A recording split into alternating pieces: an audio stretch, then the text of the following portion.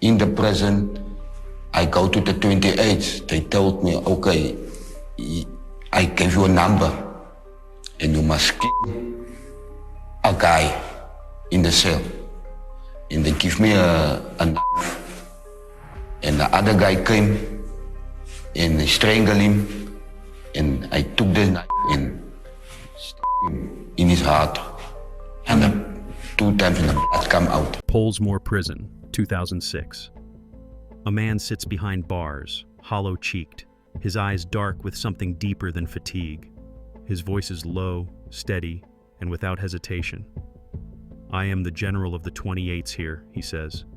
"I gave the orders, and there could be dozens dead because of me." He doesn't laugh. He doesn't blink. And in that moment, the air inside the prison seems to shift. His name is John Mongrel. At least that's what he calls himself. Among inmates and wardens alike, the stories about him blur the line between fact and fear. Some say he was a self-made myth. Others insist he controlled entire cell blocks through raw terror and unshakable authority. But one thing is certain. The name Mongrel echoes through South Africa's prison system with a weight few dare to challenge. And whether legend or truth, his story opens a window into the brutal world of gang law behind bars, where hierarchy, violence, and survival are carved into skin. To understand Mongrel's world, we must travel back over a century. In the early 1900s, South Africa's mines and prisons birthed a coded criminal system.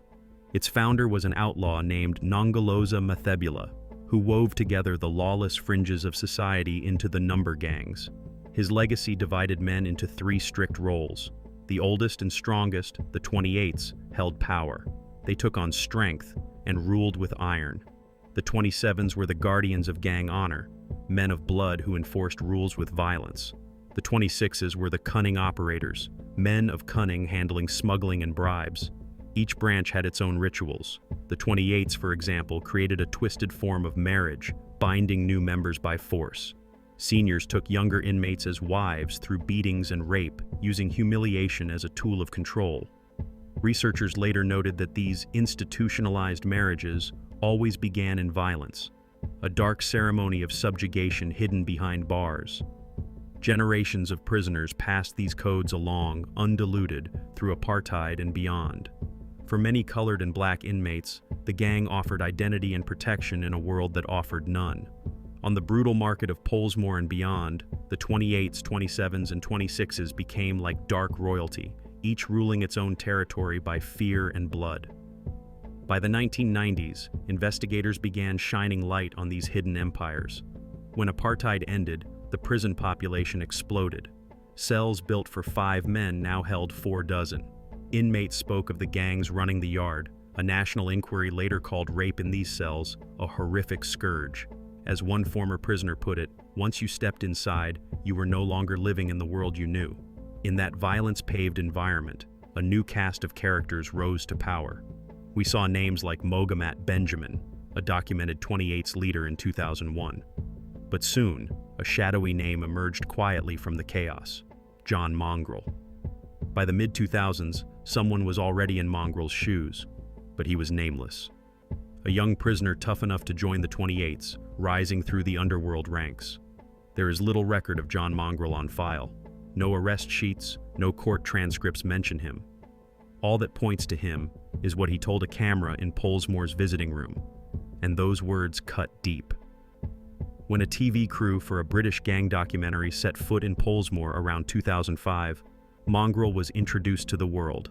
On camera, he sat upright, lean and haunted, with prison tattoos on his neck. He declared himself the top boss of the 28s. "I don't forgive, I don't forget," he said. "You cross me, I'd kill you, I'd kill you, I'd kill you." His voice was steady, as if ordering food, not life or death. The interviewer asked about his deeds. Mongrel leaned forward, voice barely above a whisper. 24 men, 30. I lost count, he boasted of killings. I gave the order for 24 murders. By the time it ended, it was over 50. For dramatic effect, the filmmaker even paused the conversation. Perhaps Mongrel knew the camera framed him as a monster, and the crew edited the talk into a sensation. But off camera, in Pollsmoor's shadows, few dared to challenge him. Outside Pollsmoor, newspapers and blogs quickly ran with the footage. To readers, it seemed that John Mongrel was Cape Town's Kingpin, but inside, the reality was murkier. Other inmates remembered him only as a dark silhouette. Guards saw a name on a list and shrugged. No charges ever stuck. Mongrel's claims echoed like ghosts. Official prison homicide records from that era show almost no murders in the main wings. Even the Jolly Commission report, reeling from witness testimony about rape and killing, made no mention of any man named John Mongrel. As a result, Mongrel's reputation grew on rumor. There was no trial, no witness, no body. Only his words, and words in that world can be as deadly as bullets. Inmates spoke of how orders flowed from a ghostly figure in the blockhouse. They whispered that Mongrel ran the vice and the rackets. Over weeks and months, he collected taxes, cigarettes, cash, even meals, from terrified prisoners.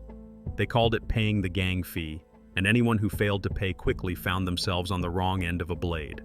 By some accounts, Mongrel's power spilled beyond the bars. The 28s were known to control corridors and cells, but their influence reached outside into the Cape Flats communities. Street gangs like the Americans were said to funnel money and even arms into the prisons. If Mongrel trusted a free world associate, that man could move contraband through back channels. Some even whispered that the notorious Mongrel's gang on the Flats was indirectly linked to his name. Whether fiction or fact, every fresh outbreak of drugs or violence on the Flats only fed his legend further. Inside Pollsmoor's gray walls, he enforced his creed of fear. Reports show that within the 28s, loyalty meant violence. Newcomers might find a machete at their side before breakfast. Those who tried to escape the gang were said to face secret kangaroo courts. Investigative accounts described traitors tortured in silence, men blacked out in tiny cells. A handful of hearsay accounts told of unimaginable horror, of an inmate supposedly roasted alive by an improvised execution. But such stories remain unverified whispers. Still, every time Mongrel boasted on camera, somewhere a guard jotted it down, not as evidence, but as a note of hopelessness. The authorities could not prosecute talk, and in prison, bodies rarely spoke back in court. As 2006 dawned, Pollsmoor officials were already on the defensive. The Jolly Commission delivered its findings. Conditions were abhorrent. Its witness reports painted a picture of helplessness, not strength. In that report, names like Mongrel were absent. Instead, prison staff bore the criticism. They were accused of selling wards for sex, of turning a blind eye. A human rights investigator later quoted a warden as saying, "We fight the gangs, but we lose every single day." For Mongrel, it was a perfect storm, a corrupt system, overcrowding, and detainees starved for power. Yet still, one secret remained. When the spotlight moved on, he did too. It is easy to think of Pollsmoor as an isolated fortress, but the truth was far from it. Pollsmoor sits by the sea near Cape Town's poorest suburbs. Behind its gates lay not only brick and barbed wire, but a network stretching into the slums. In the Cape Flats, gangs controlled entire neighborhoods. Families lived in fear of street enforcers who shook down every corner shop. Many of those street crews took orders from, or gave orders to, their prison counterparts. The Americans, a Cape Flats gang, were known to be an arm of the 26s. That meant money, cash for drugs, food, bribes, flowed right past Pollsmoor's walls. Inside, prisoners called these deals working the taps. John Mongrel, if he was truly the head of the 28s, sat at the top of this underground pyramid. He would have been linked to the 28s on the streets. No high-ranking prisoner is completely alone. Outside sources smuggled in contraband, cell phones, small weapons, even bottles of liquor as bribes for guards. In return, prisoners like Mongrel could call hits or collect debts out in the free world.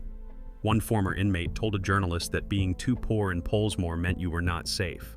A single pack of cigarettes could carry a debt as big as a loaf of bread. That was the price just to phone a family member. If Mongrel ordered it, men without money froze. At any moment, someone tougher could swoop in to claim what he called rightfully his. We can't trace John Mongrel's steps on the streets. We can only measure his power by the breadth of the gossip. Every suspicious death or disappearance in town after 2006, every prison showdown, was pinned on him by someone. Like smoke on the wind, his influence was invisible, felt in fear rather than concrete evidence. Yet one thing is sure, the prison gates could not keep the outside out. As apartheid walls between communities fell, the underworld outside cast a larger shadow inside. Policing was scant in the flatlands. Gang rule filled the void. In this open wound between prison and street, John Mongrel was just one ruler. Others, both incarcerated and free, took their turn wielding fear. What allowed men like John Mongrel to rise? The answer lies beyond the man. It lies in history, in poverty, in a prison system bursting at its seams. Pollsmoor was built for around 4,000 inmates. By 2015, it held more than 10,000, over 250% capacity. Dormitories crammed 40 men into spaces meant for a handful. Such crowding was a tinderbox. Guards, on paper in charge, were often powerless. A news report noted warders could watch cells for barely 2/3 of a day. The rest of the time, the inmates were on their own. In the quiet hours, the generals of the 28s strolled the halls. Those generals drew their soldiers from a history of oppression. Under apartheid, laws forced black and colored men into the cities, tore communities apart, and threw thousands into prison for minor infractions. Families on the Cape Flats lived in rundown homes, where schools were underfunded and jobs were scarce.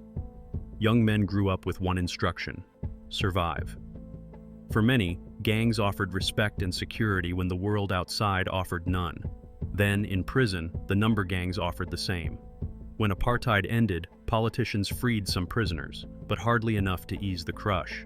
Instead, apartheid's inequality remained, on the streets and behind bars. High unemployment and entrenched racial divides meant the poor townships stayed poor. Everyone who could looked for something to cling to. For prisoners, that something was a number on their arm. Meanwhile, corruption had eaten away at the guards. The Jolly Commission and investigative journalists reported horrors. Warders at times quietly sold inmates to gang bosses for sex. In one case, a 15-year-old boy, hardly more than a child, was allegedly trafficked by guards to the highest bidder in another province. Prisoners are sold like cattle for sex by the warders. It happens every day, a victim's advocate warned. These words echoed in human rights reports. All this paints a grim backdrop. It was a place where violent men met and multiplied. Mongrel was a product of that. He walked in ready-made to play the role. This is the system that cradled Mongrel's reign. Over decades, authorities tried reforms. Some blamed inmates for the chaos. Others, like researchers from CSVR, warned that the gangs had grown beyond control. Whenever a scandal broke, a smuggled cell phone caught in the yard or a guard facing charges for collusion, it was clear Pollsmoor had become a mini-state of its own.